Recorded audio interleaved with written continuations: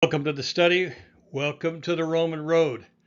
We continue our study in the parables of Jesus. This is parable number 2, and the text is from Matthew 9 and verse 16.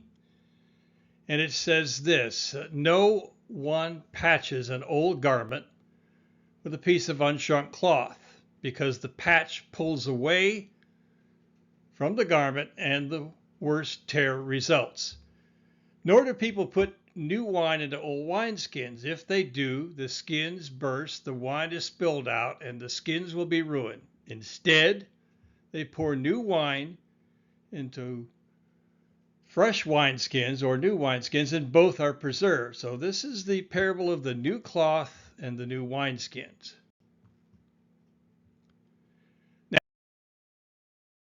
Now, we're going to see two truths here, two different ideas, and I think both of them are important. So we see offered here two illustrations, and they have numerous interpretations we're going to see. Both of them are important. Both of these analogies should be suggested as necessary in discerning the truth of this parable. The first thing we see is this. The first is simply that the tear in the fabric has caused the garment to be of little value. That makes sense. Surely to goodness that makes sense. But now we see a patch or simple repair will not be adequate.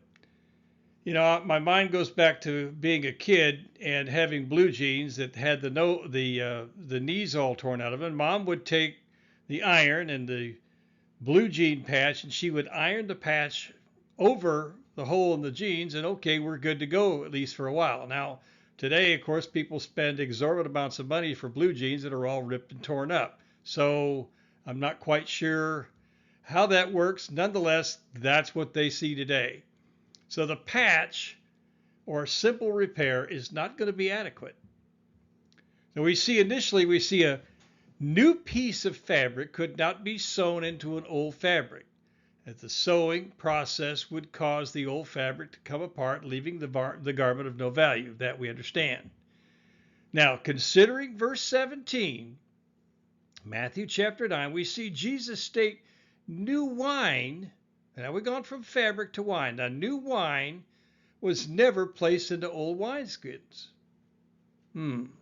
Sometimes referred to as bottles. We find that in the King James. The bottles here stated were in fact wineskins. They weren't glass or ceramic as we would suppose. They were taken from the skins of animals. So we see an illustration there of a wine skin, and it's taken from an animal that has had the hair removed. They've tanned the hide, the leather, if you will, and they've sewn it together, and they would put wine into that wineskins and carry that with them, and that's what they drank from.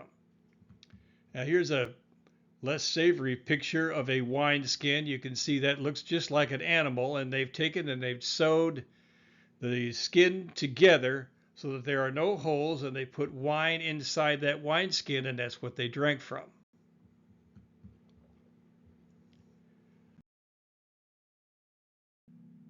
Now, the new wine was always placed in new wineskins, and the reason being is that it had a fermentation process that was chemically harsh, violent, if you will.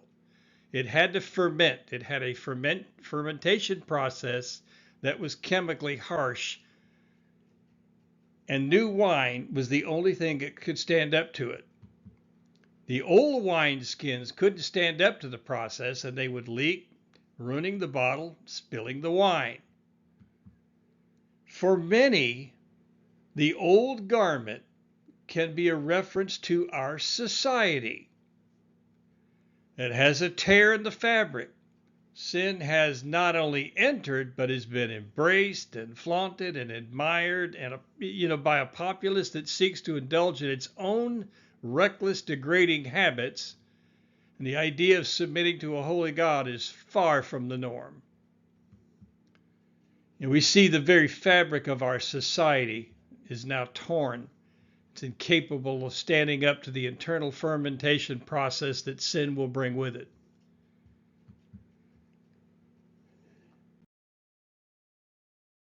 Now, we see there is a seam in our nation that sin, the new ideas or philosophies will eventually destroy. The leak in the seam is apparent and obvious to those who have spiritual eyes to see. Sin and its fermentation process are destroying the very fabric of our society. Things that they do today we never considered doing when I was a kid. But today it's embraced, allowed, flaunted. You see, when sinful lives are paraded as alternative, debauchery is allowed, we soon find ourselves in a society that God abhors. He loves the people, he hates the sin. We find a nation itself with little need to govern morality, but they do.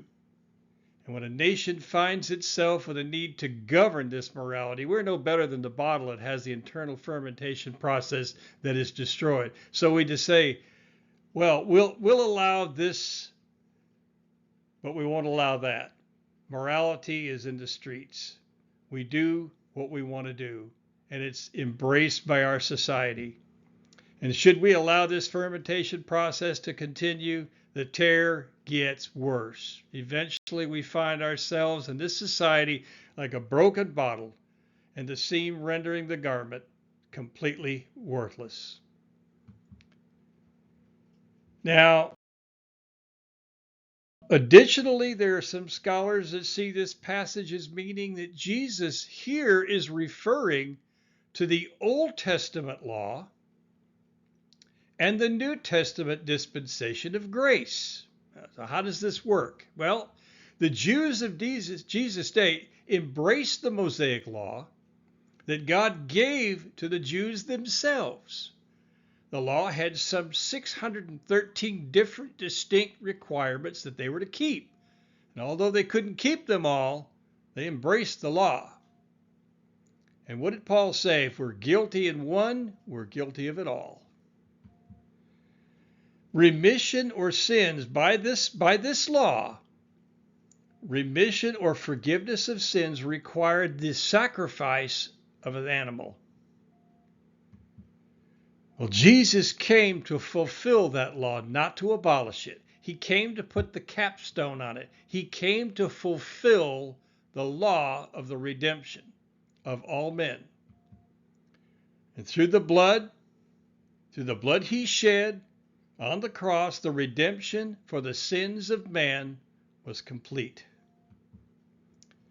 Jesus was the supreme and final sacrifice for the sins of man. No more would the blood of animals be necessary to forgive the sins of man. Jesus paid that price himself. So here's what we see, and we see the following. No one uses new piece of cloth to patch old clothes. The patch would shrink and tear a bigger hole. No one pours new wine into old wineskins. The wineskins would swell and burst the old skins. Then the wine would be lost. The skins would be ruined. New wine has to be put into new wineskins, and both the skins and the wine will then be safe. The new piece is the New Testament, according to many scholars, the time or the dispensation of grace. Grace from God through Christ by his act of redemption. The old clothes is the Old Testament, the law of Moses. We have new, we have old. And here's what we see.